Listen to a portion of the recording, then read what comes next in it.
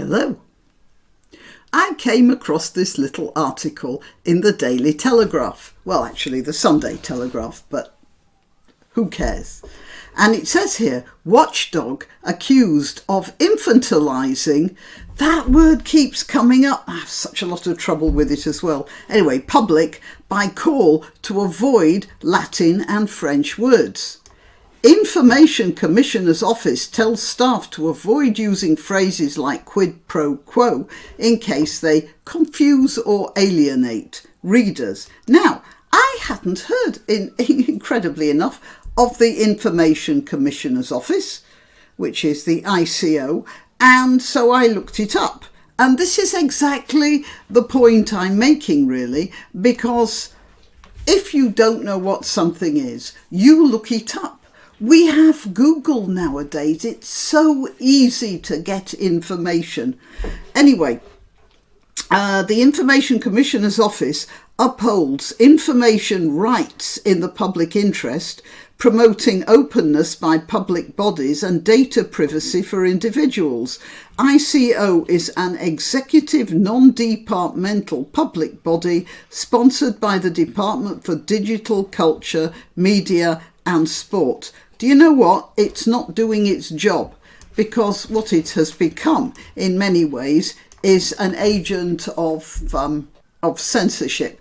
But I'm not going to be discussing that right now. The point is, it is a body that deals with data privacy and information rights. And so it will use many legal terms, because these are all set by legal procedures, aren't they, and laws.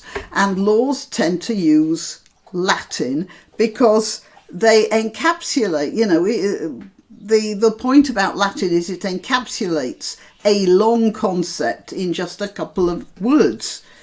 Anyway, it says here, Latin and French phrases should be avoided according to a government watchdog which has been accused of infantilizing the British people. The Information Commissioner's Office has told staff they should not use certain phrases such as quid pro quo because they may alienate their readers. I mean, quid pro quo means getting something for doing something, basically. And it's where the English expression quid comes from, meaning, a pound note. In the days when they used to have pound notes. So we're still using quid now, aren't we? The diktat has led to criticism from some, including Julian Fellowes, the creator of Downton Abbey. You must have heard of Downton Abbey, wherever you are, who said that it simply serves to increase the gap between the privileged and those who are less so. Yeah, when I don't know whether you can hear, but there's some sort of emergency vehicle going past, making quite a noise. I wish whoever's in it luck. I've been in an ambulance on an occasion when I came off my horse at high speed. The very funny thing was I couldn't hear the siren most of the time. Occasionally I heard a bit of it, and then it went again. I said to the guy who was looking after me, is that the siren? He said, yes, but it wasn't like I could hear it all the time, and never mind. So that's just, if you're ever in an ambulance and unfortunate enough to be in an ambulance when the siren is going, it doesn't disturb your rest. No, the other machines that were beeping and flashing at me, they were what disturbed my rest. Anyway, let's get on with this. The style guide, I'm sorry, the dog required my attention then. I'm going to cut all those out and I'll start this again. The diktat has led to criticism from some, including Julian Fellowes, the creator of Downton Abbey, who said that it simply serves to increase the gap between the privileged and those who are less so. The style guide says the ICO warns staff that they should not use Latin because few people have studied it. But that doesn't matter. You come across a Latin phrase, you look it up online, and then you know what it means and you can use it thereafter. It states English has embraced thousands of words from other languages, including bungalow, cliché, graffiti, kiosk, but some words of foreign origin are so uncommon they confuse or alienate our readers. So this is the typical thing that you often find. I believe in free speech, but, and here we say, English has embraced thousands of words from other languages, but let's not use these. It reminds me a little bit you keep coming back to 1984, don't you, where they're constantly taking words out of the language to reduce people's ability to express concept. A list of foreign words to be avoided include the Latin ergo. Several French terms include en route. What? Some of the more obscure Latin phrases listed in the guide include a priori, a term used in philosophy, meaning knowledge which is not based on experience, sine qua non, meaning an essential condition, and inter alia, which means among other things. Mr. Fellows suggested that the guidance was infantilizing the British people. The idea that it is morally right to make absolutely no demands on anyone, either intellectually or emotionally, is a pernicious one. Oh, you'll have to watch out for that. Pernicious, long word. And simply increases the gap between the privileged and those who are less so, he said.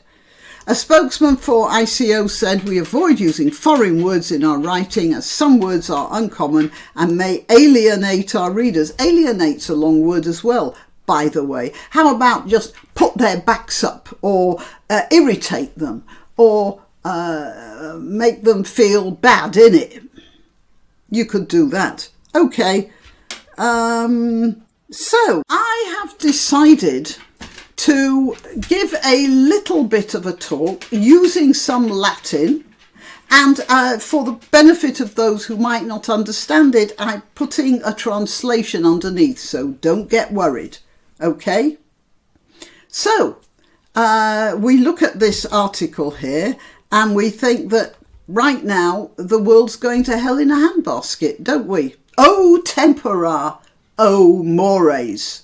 So I shall deliver a short ad hoc monologue, and this will not be per se something I shall be doing pro forma, but ex post facto we have to understand that we use a lot of Latin in our everyday language, and a posteriori I have learnt that when someone says something I don't understand, post facto, I look it up in the dictionary, and I hope you realise this is not a non sequitur, nor is it sub rosa. I am quite comfortable with admitting that I don't understand something, and then I remedy the situation by looking it up. In toto, that's the best modus operandi I can give you. Mirabile dictu. And I hope that's cleared everything up for you. And I'm sure that the translations helped in the one or two places where you might not have understood what I was saying. I am Granniopteryx. I am to be found on YouTube, Rumble, BitChute, and perhaps Minds when they get their act together. I let you know when I've uploaded a new video on Twitter, Gab and Parler. My address there, of course, is @Granniopteryx. And if you subscribe to me on one of those platforms, then you will always know when I've uploaded a video, because sometimes, especially YouTube, isn't that fast off the mark with that sort of thing.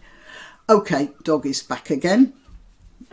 Please share this video, like it, and support the channel if you can afford to. There's something else. Oh yeah, and check your subscription. It sometimes helps. Right, I think that's it. Till next time. Little boy. My little boy. You're very cuddly today, aren't you? Why not treat yourself or a favoured relative or friend to these magnificent examples of merch? The mugs and t-shirts come in the granniopteryx design or Granbo with a firearm or the more deadly knitting needles. Go to www.granniopteryx.com and whatever platform you're watching this on, please click like, subscribe and share.